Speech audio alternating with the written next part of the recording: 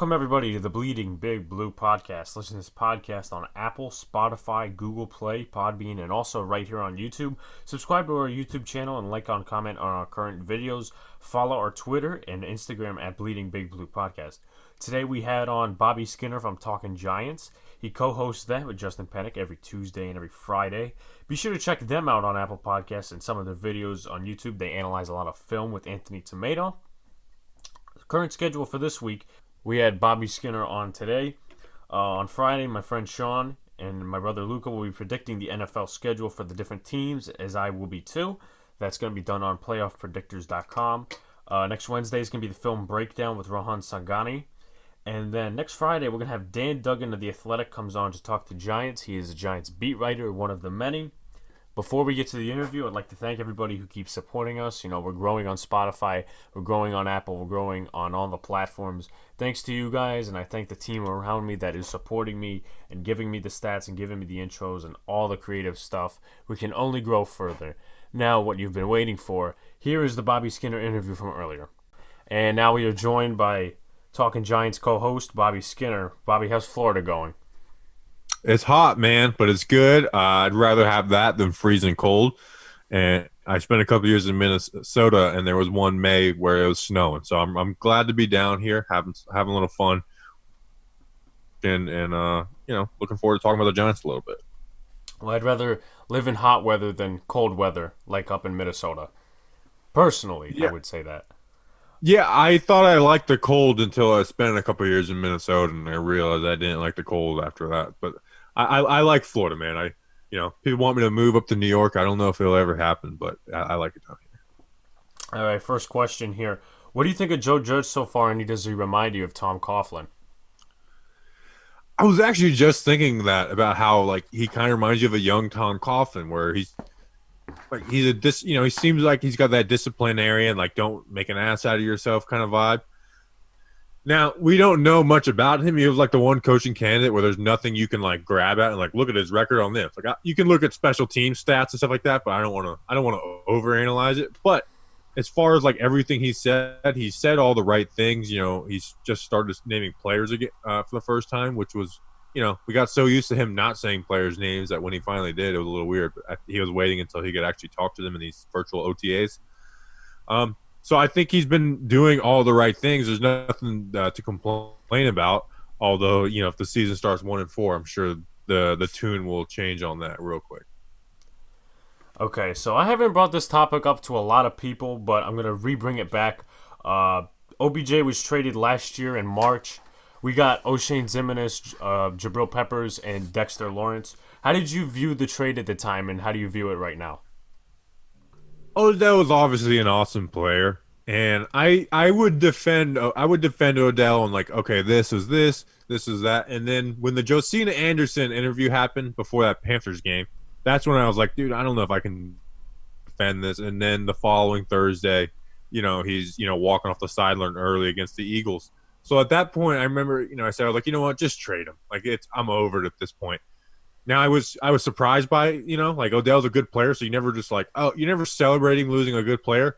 But I like the trade. Odell was getting older, and it didn't make sense to keep him around, especially he was going to be a headache. Would it be fun to see him with Daniel Jones? Yeah, but he's a headache, and I felt like they were he was affecting other players, and I don't want to get into too much detail on that, but I feel like he was affecting other players negatively.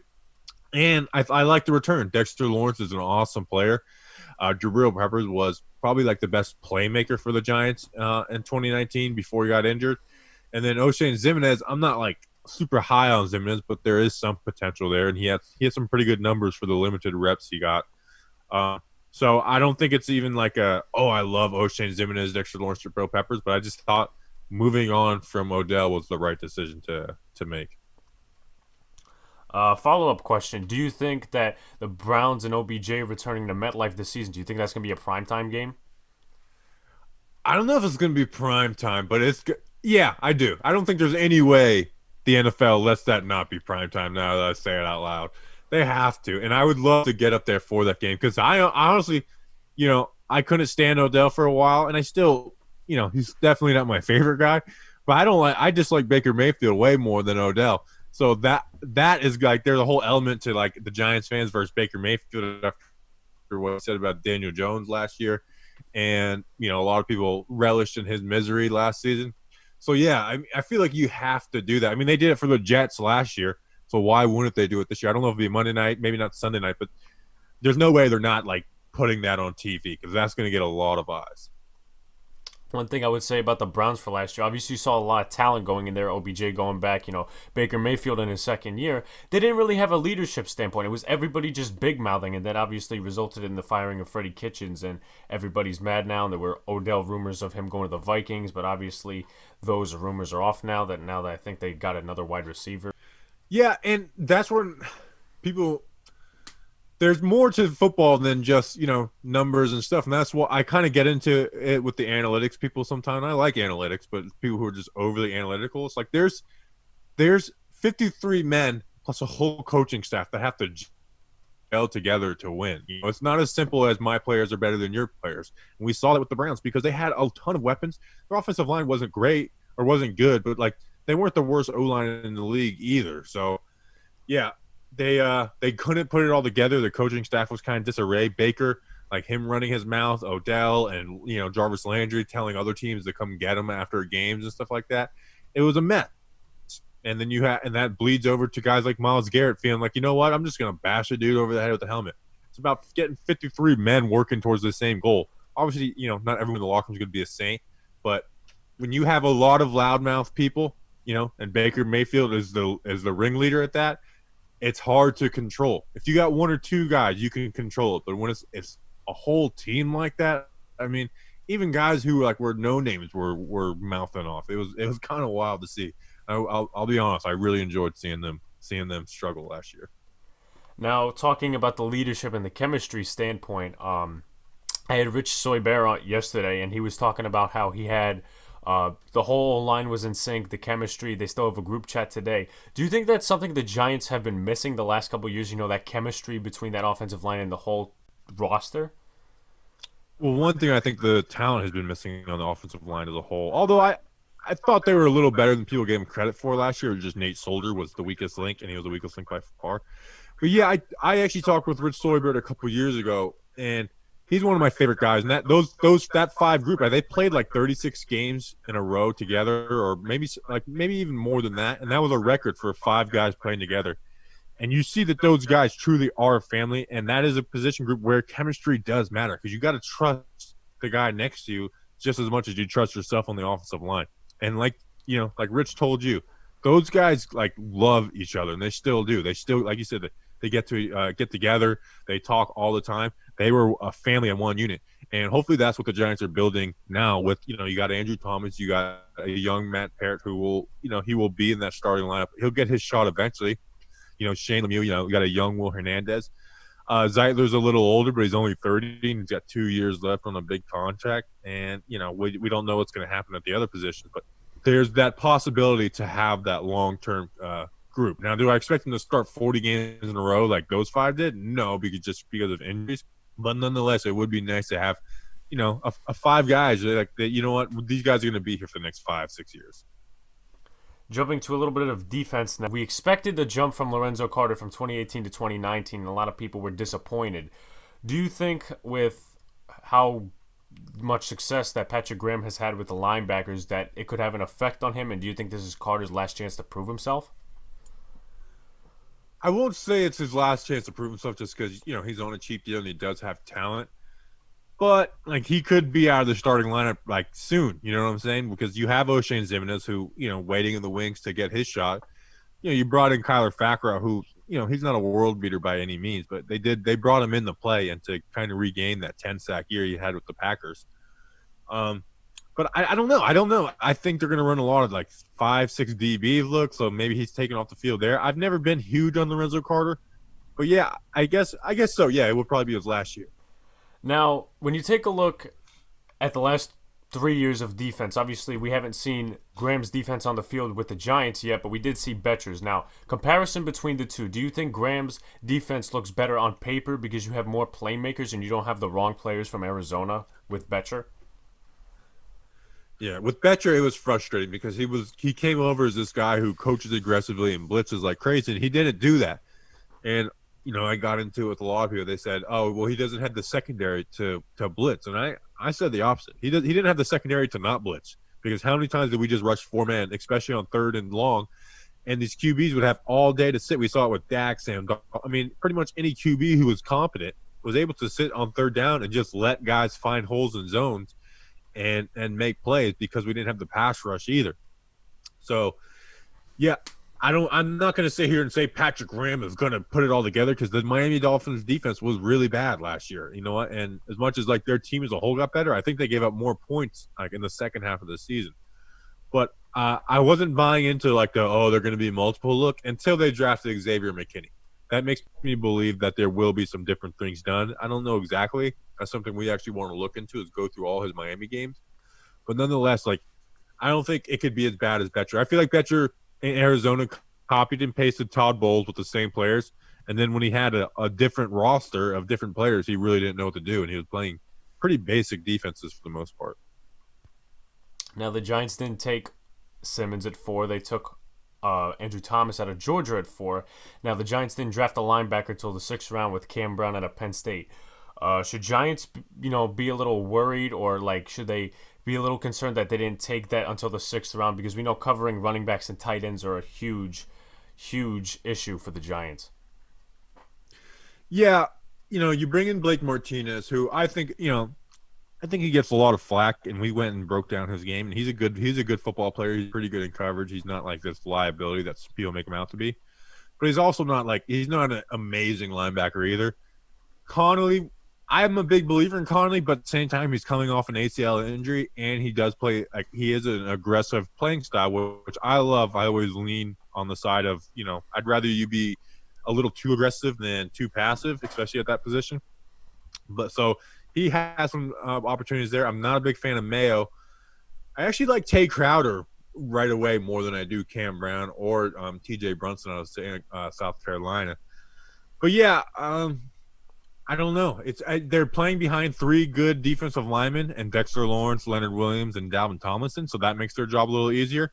What will be the difference maker for this team is, like you said, in zone coverage. Can they like put things together, or are they just going to let wide receivers and tight ends just find holes to attack?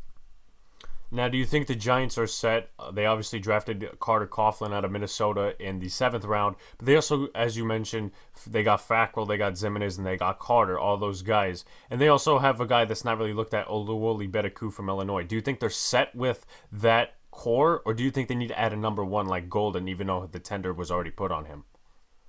They put the tender. I would like to bring Golden in because I think he's better than any of those other guys. Ocean Zimenez could be better, but Marcus Golden is better than Lorenzo Carter is. He's better than Kyler Fackrell is. And I thought was funny with Golden is everyone said, "Oh, well, his sacks were coverage sacks." It's like, well, we had like the worst coverage in the league. So if he can get 10 with that coverage, like imagine we could do it halfway decent. So I would like to bring Golden back. I don't, we'll see what happens money wise. They like you said, they put that unrestricted free agent tag on him, so they might get him back for like really cheap, which would be cool for us. So yeah, I think the only other person they could bring in is Golden. Like the Clowney dream is dead. If anyone is still holding on to that, it's not going to be a good pass rushing group. Not to say that like they can't put some stuff together, but overall, like it won't be. It'll be in the lower tier of pass rushers in the NFL this year. Going back to draft week, and even before draft week, I know you were big on Andrew Thomas. Who did you not want it for overall? Like, who would you despise at 4th overall? Like, for me, it was probably Mekhi Becton and Derek Brown. Derek Brown, because we have all those defensive tackles, and I think that Mekhi Becton would have taken longer to develop than Thomas or say a Jedrick Wills. Okay, so Derek Brown, obviously for the reasons of defensive tackle that's the easy one. So I'll say Tristan Wirfs. I was very worried about Tristan Wirfs. I think Tristan Wirfs he could be an elite guard. I just don't ever see him putting it all together at tackle. I think people fell in love with his combine, and I had him the 4th out of those top 4. I would have been cool with Wills.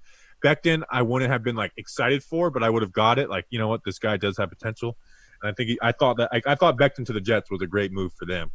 But Wirfs, man, there's just nothing sold me on him to get excited about. So I try to not take myself too seriously and think I'm like the smartest guy in the world.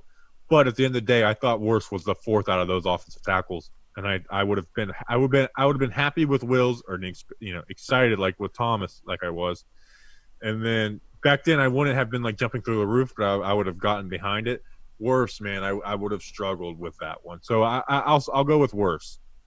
Now, I talked to Justin, I think it was last Monday. His ideal O line is putting Thomas at left tackle and Solder at right tackle. Do you have a different plan or a different suggestion, or you stick with the same plan because Solder has a big cap hit and you don't want to put him on the bench for 19 million? You put Thomas at left tackle. That's a for sure thing. Like I'm Thomas. Andrew Thomas is here to play left tackle. You play him at left tackle, and then right tackle. I feel like you make it an open battle between Nate Solder, Cam Fleming. Although Cam Fleming's not that good, he's brought in to be a depth piece, and hopefully that's what he is. And depending on what they're playing, if they're planning on playing Nick Gates at center, let him play center. But if they're not, give him a fair shot to beat out Nate Solder, because you know what, Nick Gates was good when he played right tackle 2019. It was a bright spot from the team for one of those a young player, undrafted free agent, to go out there and perform. So I get the contract. So I'm not saying cut him because it doesn't make really much sense to cut him with that contract. But if Nick Gates is out there playing better, then give him that chance at right tackle. I get Solder's got a big contract and is a business, but I want to put the best guy out there, and I think Nick Gates could really challenge Solder for that. Now, going back to the center position, John Halapio and Dave Gettleman have mutually expressed interest in rejoicing with each other. Do you think they should bring them in just to compete or just to play for the first, maybe say 10 games and then put their future center in? See, my thing is I would put Spencer Pulley at center the first couple games because he's still on the roster. You're not wasting that extra money. And then you could slowly put Lemieux or Gates at center and whoever you want for the future. That's my take on it. I definitely would bring him back because it's a minimum. It'll be a minimum deal. But like he is coming off an injury. Pulley, I was not a fan of at all. He got one chance in 2019, and he was horrible. I mean, I'm not going to sit here and defend and say Halapio had a good year. But if you look at Halapio's worst game versus Pulley's only game, and Halapio's worst game was better than Pulley's own game. I mean, it was really bad, and that was against the Jets, I believe. I've been big on giving Nick Gates a shot there. Now, maybe Shane Lemieux. I don't know how ready he is. He definitely he's a prospect I'm excited for. I think he was a steal, but he does have some things to work on. Especially if you're putting him at center, which he's never played, even though he has practiced snaps. Nick Gates, though, he did practice a little bit at center last year, and I'm a big believer of getting talented guys on the team on the field, and I think Nick Gates is more talented than any of those guys that are at center. So I'm a big believer in putting Nick Gates there. So I'm riding that train, but I would bring back John Halapio because it's kind of like a why not. If he's not looking good, if he's not coming back from injury, well, you just cut him when you make those cuts after the fourth preseason game. Moving towards this year's schedule a bit, we obviously signed James Bradbury to replace Janoris Jenkins, who was the veteran corner on this team. Now, we face Juju, Amari Cooper, Mike Evans, Chris Godwin, Odell, Jarvis Landry, Terry McLaurin, and CeeDee Lamb this year. Do you think Bradbury's experience in the NFC South against good receivers gives the defense a load off and maybe a little more confidence? Yeah, although I like Janoris Jenkins, I didn't like releasing him. I get why they did it, but I wasn't a fan of that. I was like, you know what? If you despise this guy so much, just suspend him for the last 2 weeks and then trade him in the offseason for at least like a 6th, 7th round pick. But Bradbury is an upgrade there. I don't think he's a huge upgrade, but he is an upgrade, and he's younger. I definitely think it helps, but it'll be interesting to see how this defense uses their personnel, because we saw last year that the Packers and the Bears later in the season, they just put their best wide receivers in the slot and they tore up Corey Ballantyne. Now, I don't know who's going to play slot corner, whether it's Julian Love or Darnay Holmes, if he comes together pretty quickly, or if Ballantyne's someone I still believe in. I don't know if he's ever going to be the slot corner, but I do believe in his talent. So James Bradbury is definitely an upgrade, and hopefully they let him fall the number one wide receiver around. I'm not expecting him to dominate every guy every week, but like you said, when you look at him against Julio Jones, Evans, Thomas, he matched up against those guys better than anyone, really. Now, there was a rumor that came out from the New York Post and a couple other outlets that said that Logan Ryan is him and the Giants have some mutual interest. Do you think he should be added as an extra veteran, or do you think the Giants are already good with their young defensive backfield? I feel like no. we're not in win now mode. Now maybe we pull out some wins and sneak into the playoffs somehow, but I'm not banking on that. And it is the rebuilding, team. I don't I don't know how good Logan Ryan is. Like I'm not going to pretend I watch him. You know, around the league they speak positively about him. But like you said, there's a lot of young guys. Like you have DeAndre Baker and James Bradbury slated on the outside, and you drafted Darnay Holmes in the fourth round. And I don't want a fourth round pick to defer you from getting a good player. But you have Corey Ballantyne, Sam Beal, guys you believe in, and then there's Julian Love. I don't know if they want Julian Love to be a backup at safety or what, but he was second best corner in the nation coming out. So I wanted to see him get a shot at nickel. So I would rather give one of those young guys a shot than bringing in Logan Ryan on a rebuilding team. Now, I've asked two people this question, and I got two different answers. Obviously, Saquon's the number one running back going into next year without any injury. Battling behind him for the running back 2 and 3 spots are John Hilleman, Wayne Gallman, Javon Leake, Sandro Plutzgummer from Austria, and the newly signed Dion Lewis. And obviously, you have to keep in mind that the Giants are probably going to keep Eli Penny based on the offense. Who do you think is the best shot at the running back 2 and 3 positions? And by the Dion Lewis signing, do you think that they're trying to get rid of Wayne Gallman or run with 3 running backs? Lewis is the clear-cut number 2 for me. He's brought in to be wide receiver or running back number 2.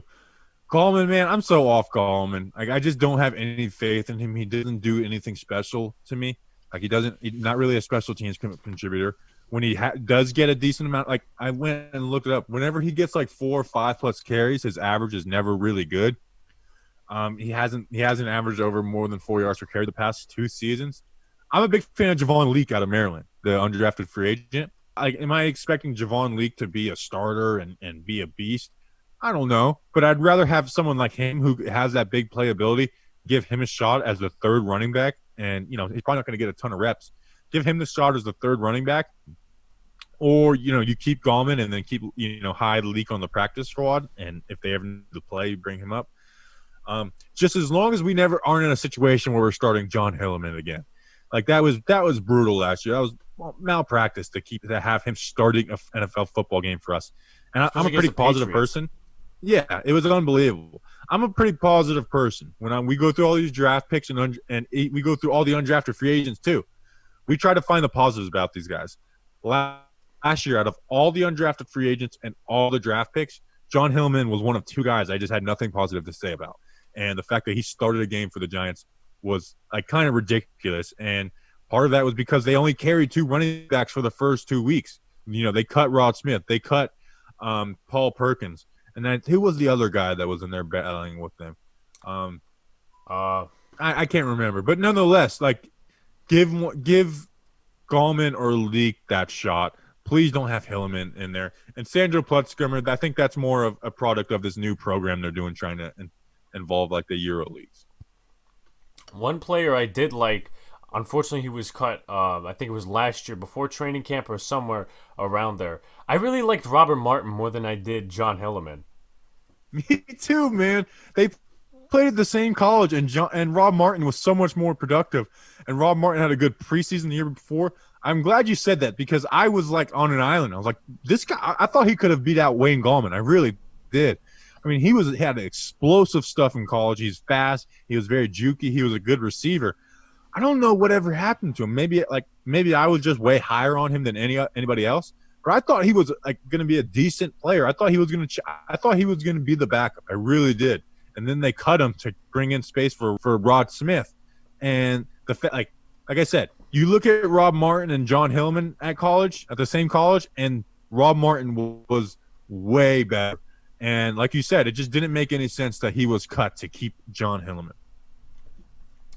We obviously added a surplus of UDFA wide receivers in Rice and John, Austin Mack, Derek Dillon, and Benjamin Victor. But you still have some 2019 wide receivers like Corey Coleman.